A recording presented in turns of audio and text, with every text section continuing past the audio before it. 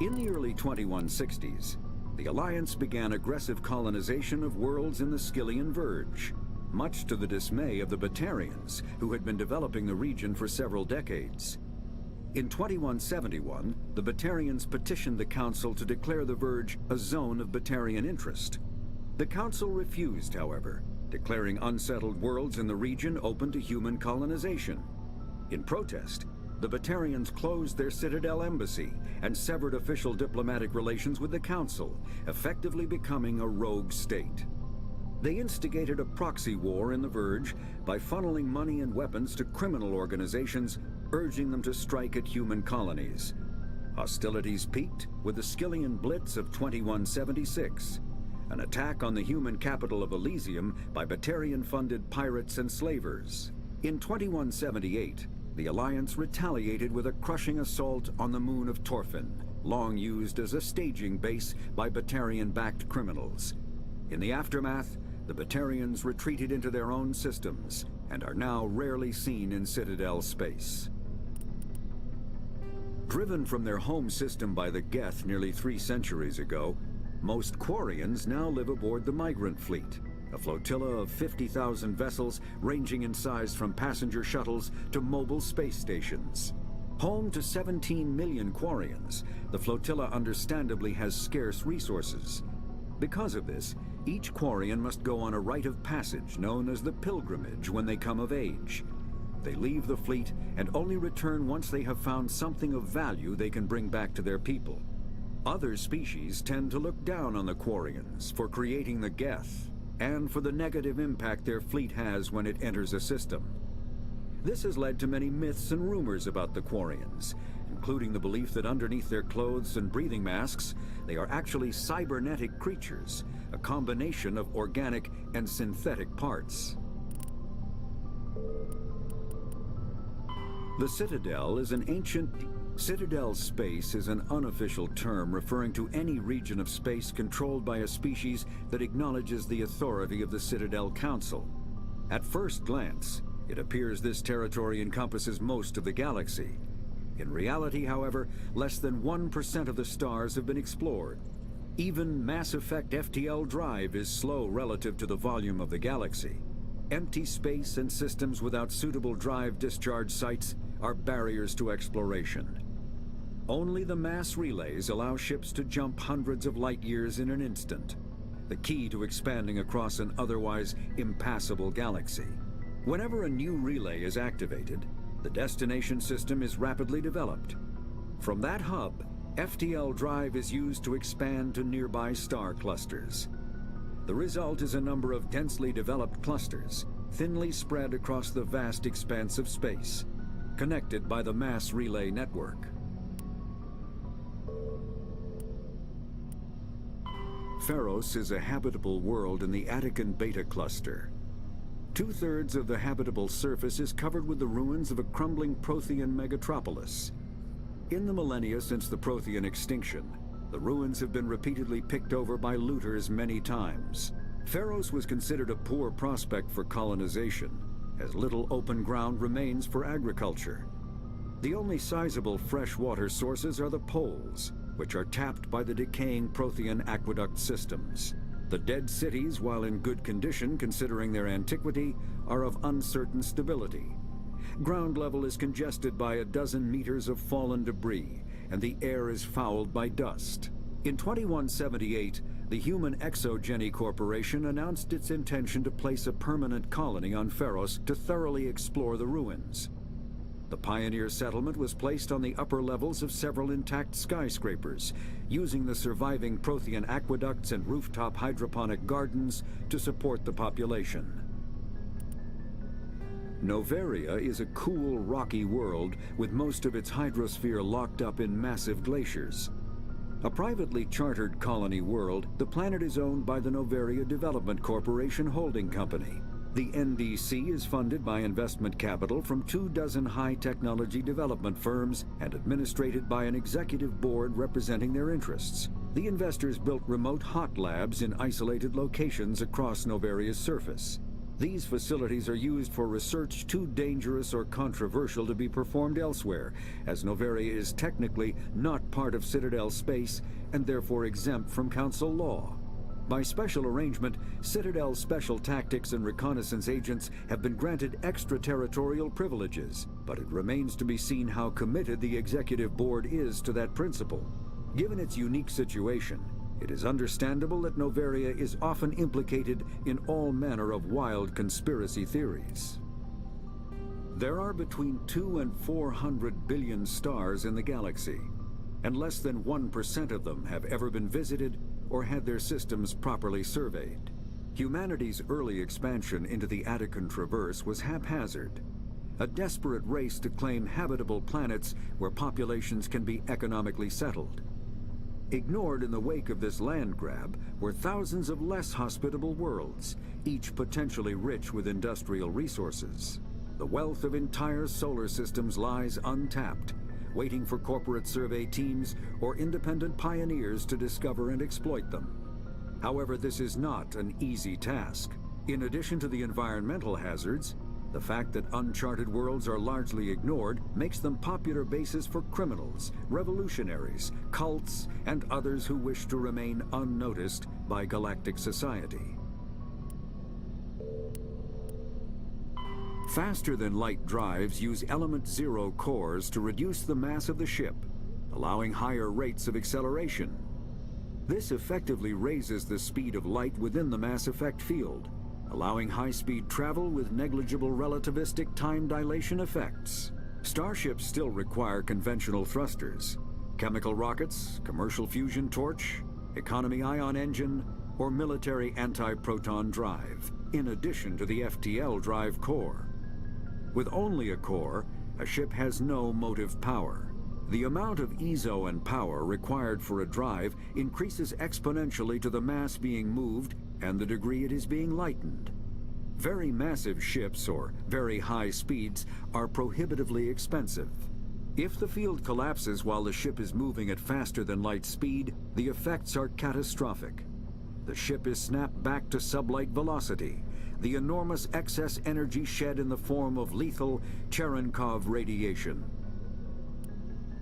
Larger warships are generally classified in one of four weights. Frigates are small, fast ships used for scouting and screening of larger vessels. Frigates often operate in wolf-pack flotillas.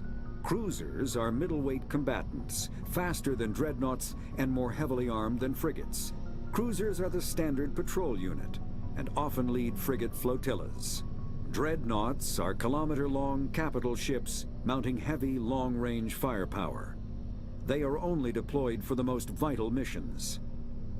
Carriers are dreadnought-sized vessels that also carry large numbers of fighters. Smaller vessels are almost exclusively used in a support role to the warships during combat. Fighters are one-man craft used to perform close-range attacks on enemy ships. Interceptors are one-man craft optimized for destroying opposing fighters. The Normandy is a prototype starship developed by the Human Systems Alliance with the assistance of the Citadel Council. It is optimized for scouting and reconnaissance missions in unstable regions using state-of-the-art stealth technology. For most ships, the heat generated through standard operations is easily detectable against the absolute zero background of space. The Normandy, however, is able to temporarily sink this heat within the hull.